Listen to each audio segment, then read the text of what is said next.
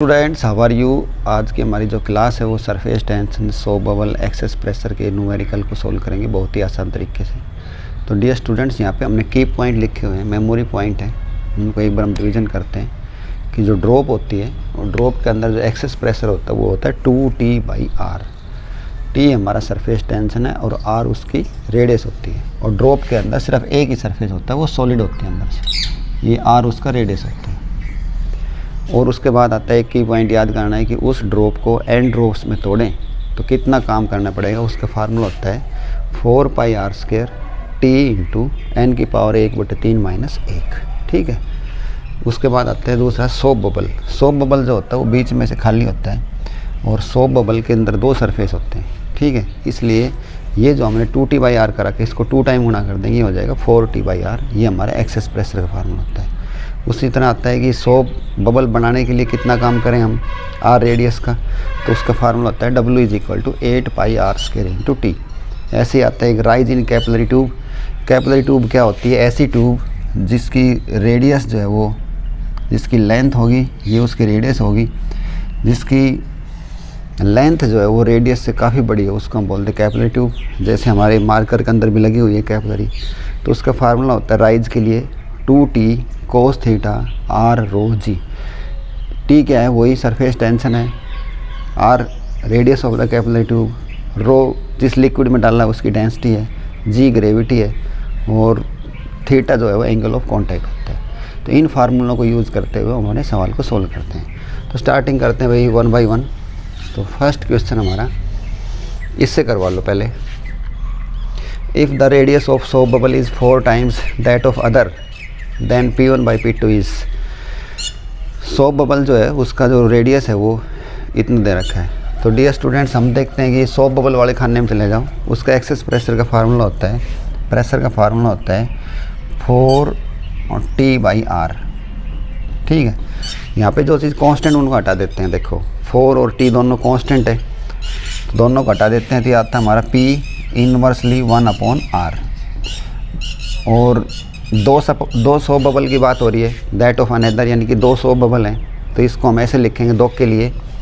P1 के लिए क्या हो जाएगा? P1 के लिए R1। इसी तरह P2 के लिए क्या हो जाएगा? P2 के लिए हो जाएगा 1/R2। और P1/P2 जब हम करेंगे, जब हम P2 करेंगे तो हमारा ये आ जाएगा = क्या आएगा बताओ? P1 के बटे P2 करोगे तो 1/R1 बटे 1/R2, तो R2 ऊपर चला जाएगा। ये होता है हमारा R2/R1। तो यहाँ ये हमारा फार्मूला हो गया तैयार। अब पढ़ो क्या कहता है वो। If the radius of soap bubble is 4 time that of another, यानी कि जो R2 है वो दूसरा वाला जो रेडियस है उसका 4 टाइम ज़्यादा है। यानी कि जहाँ भी R2 है वहाँ पे मैं क्या रख सकता हूँ? 4R1। तो मैं इसको जब ऐसे लिखूँगा 4R1 बटे R1, तो R1 से R1 कट जाए, कितना उत्तर आ जाएगा? 4:1। ये हमारा उत्तर हो गया। समझ में आ गया हो? ऐसे कंपेयर करके हम 2 के लिए करते हैं, जो चीज़ चेंज होती है उसी को ही हम मानते हैं। जैसे इसके अंदर रेडियस जो है वो कम ज़्यादा था, ये वाला लिया। ये दूसरा क्वेश्चन आपके समझ में आ गया होगा। इसी तरह ही एक और कर लेते हैं हमारा, ये पहला वाला ही पर्सन कर लो। सरफेस टेंशन दे रखा है 0.072 newton metre inverse. Find excess pressure inside the water drop. ये पढ़ा करो कि वाटर ड्रॉप दे रखा है, सोप बबल दे रखा है। तो वाटर ड्रॉप दे रखी है, उसका हमने एक्सेस प्रेशर निकालना है। तो एक्सेस प्रेशर वाटर ड्रॉप का कितना होता है? 2T/R। तो एक्सेस प्रेशर को हम ΔP से भी लिखते हैं 2 × T दे रखा है अपना, ये रहा 0.072 बटे 2T हो गया। R दे रखा है, उस ये डायमीटर दे रखा है उसका। इस चीज़ को हम देखेंगे, डायमीटर जो होता है वो रेडियस से डबल होता है। इसका आधा करेंगे, इसका आधा करोगे तो 0.6 आ जाएगा, 6 mm। ऊपर की यूनिट तो न्यूटन मीटर इनवर्स ओके है, लेकिन यहाँ पे इस मिली को हटाएंगे हम। मिली का मतलब कितना होता है? 10⁻³ तो इसको मैं ऐसे करूँ, इस m को हटा के यहाँ पे कर देता हूँ 10⁻³ गुणा में, और पीछे आ गया न्यूटन मीटर इनवर्स तो इसकी थी, और नीचे 1 मीटर बच जाएगा। अब इसको सोल्व करेंगे। सोल्व करने के बाद देखते हैं भी क्या होता है। तो इनको ऐसे करते हैं, देखो इसका 72 बना दो भाई, 2 गुणा, तुम कहोगे जी 72 बन जाएगा, 1 2 3 स्थान।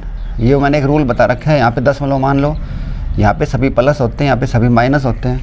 और मैं जा रहा हूँ उस साइड, समझ में आ गई। 10 मतलब उस साइड लेके जा रहा हूँ, तो इस साइड होता है तो प्लस, लेकिन क्या लेना होता है इसका उल्टा माइनस लेना होता है।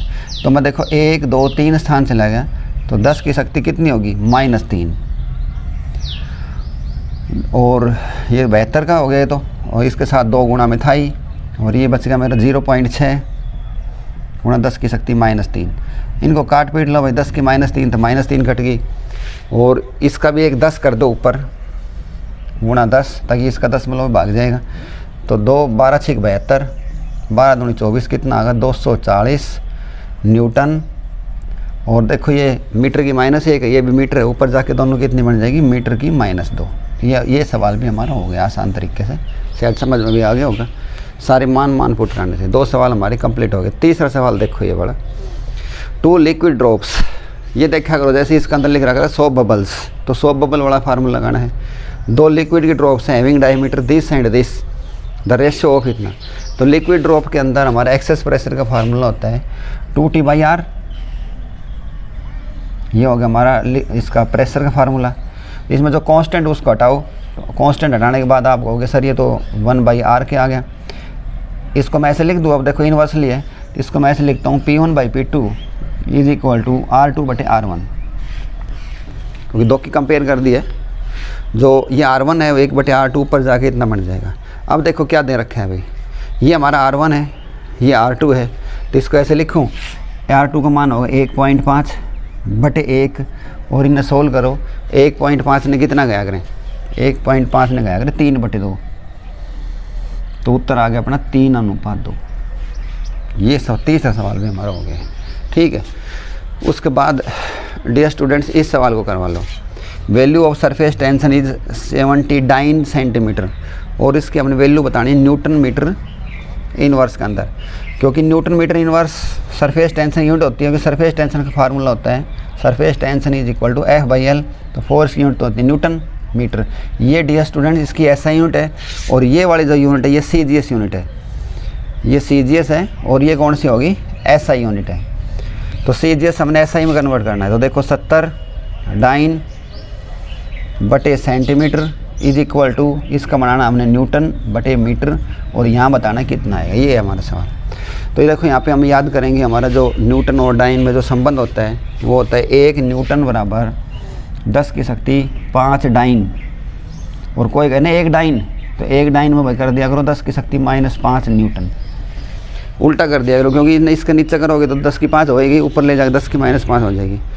तो इस डाइन को मैं हटाऊँ 70 गुणा इस डाइन को हटाऊँ तो क्या लिखूँ 10 की शक्ति -5 न्यूटन बटे, अब डियर स्टूडेंट हमने यहाँ मीटर लेना है, यहाँ पे सेंटीमीटर देना है, तो सेंटी का मान कितना होता है 10 की शक्ति -2, और ये अभी मीटर बच जाएगा। बस इसको सोल्व कर लेते हैं, ये हमारा उत्तर आ ही जाएगा। तो ये होगा हमारा 70, और -2 पर जाकर प्लस की होगी, 70 गुणा 10 की शक्ति -3, 70 गुणा 10 की शक्ति -3 न्यूटन मीटर इनवर्स, ये हमारा इसमें कन्वर्ट हो गया है, ठीक है। और 70 -3 न चाहो तो हटा भी सको, तो नहीं इतनी पड़ी रहने दो, ये भी कंप्लीट हो गया है। उसके बाद बचता है हमारे 2 सवाल हो रहे हैं, 5वां और चौथा सवाल करवाओगे। If the rise in the height of A capillary of 2 tubes is this centimetre, find the ratio of their radius. देखो 2 कैपिलरी दिखा रखी हैं, एक कैपिलरी का रेडियस दे रखा है 6.6 सेंटीमीटर, और दूसरी का है 2.2। वो कहते हैं कि नहीं, राइज दे रखी है डियर स्टूडेंट्स, राइज है, यानी कि इसके अंदर जो पानी चढ़ता है वो 6.6 सेंटीमीटर जाता है, और इसमें जो पानी जाता है वो 2.2 सेंटीमीटर तक जाता है। ये जो किसी लिक्विड के अंदर इनको डुबोया जाता है तो इनके अंदर पानी जो है वो इतना राइज होता है, तो इनका रेडियस बताना है। तो ये वाले फार्मूला में आ जाओ, देखो H is equal to 2T cos theta बटे R रो जी। तो इसमें जो चीज़ कांस्टेंट उन्हें हटा दो, खाली काम की बात ले चल लो। तो 2 खानदानी कांस्टेंट है, T सरफेस टेंशन हटाओ, इसने भी सेम लिक्विड के लिए, ये सारी चीज़ हटाओ, एक चीज़ आ गई इनवर्सली, तो इसको मैं ऐसे लिखूँ H इनवर्सली 1/R। 2 के लिए लिखो H1 R1, तो 2 के लिए जब लिखूँगा तो ये बन जाएगा सीधा, अब समझ में आ गया आपके, H1/H2 is equal to R2/R1। बताओ समझ में आएगी नहीं? क्योंकि ये बटे में है तो 2 वाला ऊपर चला जाएगा, ये हो जाएगा। अब देखो भाई H1 H2 कितनी दे रखी है, H1 का मान है 6.6 सेंटीमीटर और इसका मान कितना दे रखा है 2.2। इनमें काटोगे तो कितना आ जाएगा 3/1 बराबर R2/R1।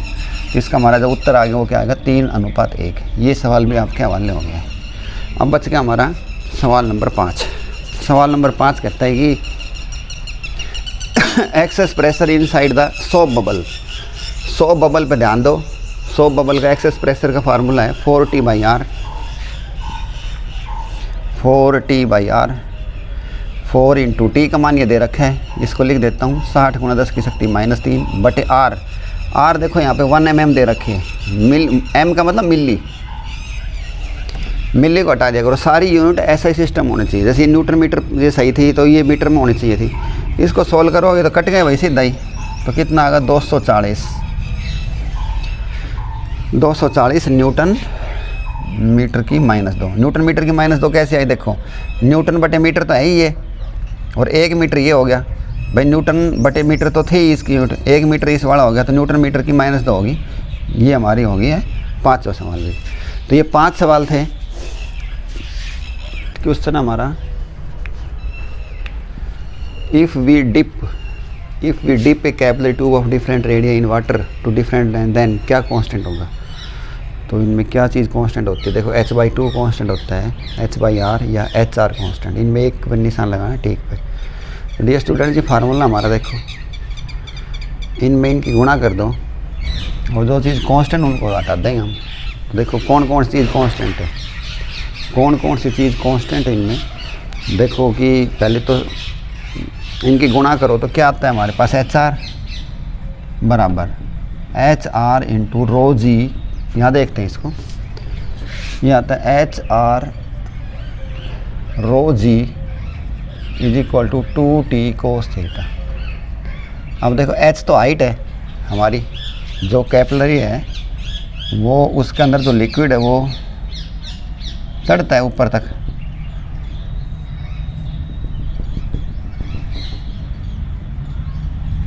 तो H तो वेरिएबल है, R ये हमारे हाथ में ही है, इसको हम कितना भी पतला कर दें या बड़ा कर दें। अब देखो कौन कौन चीज़ कांस्टेंट है, 2 खानदानी कांस्टेंट, T ये जो वाटर है इसका सरफेस टेंशन कांस्टेंट है।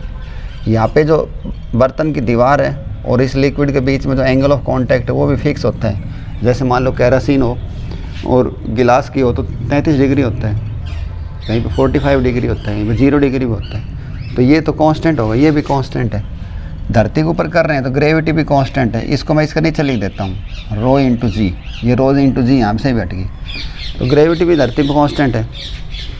इस लिक्विड की डेंसिटी भी कांस्टेंट है, तो ये सारे के सारे कांस्टेंट आएगा नहीं भाई। देखो तो पर्सन क्या बन गया हमारा HR बराबर कांस्टेंट, ठीक है। ऑप्शन में ये भी दे रखा है H/R = कांस्टेंट, उस पर निशान नहीं लगाए तो हमारा सही उत्तर होगा ये वाला। नेक्स्ट, सरफेस टेंशन वेनिसेस, वेनिस का मतलब ख़त्म होना। सरफेस टेंशन ख़त्म हो जाता है कब, eight critical temperature. Critical temperature का मतलब होता है कि बिल्कुल एक ऐसी कोई स्टेज है, उस स्टेज के ऊपर गर्म करोगे तो उससे आगे सरफेस टेंशन ख़त्म हो जाता है। क्रिटिकल का मतलब बिल्कुल सिरा वाली चीज़ है कोई, ठीक है। Surface tension does not depend upon, surface tension किस चीज़ पर डिपेंड नहीं करता, वो है एटमॉस्फेरिक प्रेशर। एटमॉस्फेरिक प्रेशर पे सरफेस टेंशन डिपेंड नहीं करता है। उसके बाद आता है तो सरफेस टेंशन किन किन चीज़ों पर डिपेंड करता है। अभी हमने बताया देखो टेम्परेचर पर करता है, उसमें जो इम्प्योरिटीज़ मिली हुई उन पे करता है। Temperature, impurities and nature of liquid,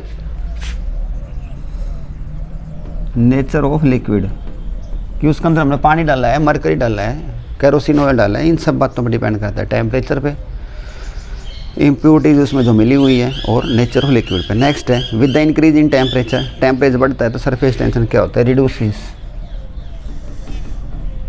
दोपहर के समय जब अच्छी धूप होती है तो ये जो हमारे जो जोड़ होते हैं इनके ऊपर ये छोटे मोटे जो मच्छर हैं और कीट पतंगे उड़ते हुए दिखाई देते हैं, उस पर बैठते नहीं है। क्यों? क्योंकि सरफेस टेंशन कम हो गया, वो झिल्ली थी वो कम हो गई, वो डूब जाएंगे। Soap and detergents help in cleaning because they खालिस्तान surface tension between oil and water. Dear students, हम जो कपड़े पहन रहे हैं, हम जो यहाँ पे जो क्रीम लगाते हैं, उनके साथ यहाँ पे जो मैल जम जाता है उसको हम ऑयल कह रहे हैं। ठीक है, यानी कि जो मैल है वो चिकना होता है और वाटर जो है, तो वाटर और जो मैल है इसके बीच के अंदर जो सरफेस टेंशन आता है, तो सोप और डिटर्जेंट उसको रिड्यूस कर देते हैं। ठीक है, मान लो बिल्कुल ही कोई चिकनी चीज़ होगी, उस पर पानी डालोगे तो पानी उसके ऊपर चला जाएगा। ठीक है, उसको गीला नहीं कर पाएगा। लेकिन सोप और डिटर्जेंट उस सरफेस टेंशन को कम करते हैं और उस मैल को बाहर निकालते हैं। तो ये था 12% हो गए। तो डियर स्टूडेंट्स, मैं उम्मीद करता हूँ आपको ये सारी बातें समझ में आ गई होगी। समझ में आ गई हो तो अपने इस चैनल को सब्सक्राइब भी करो, इनके नोट्स बनाओ, तैयारी करो। Thanks, have a good day.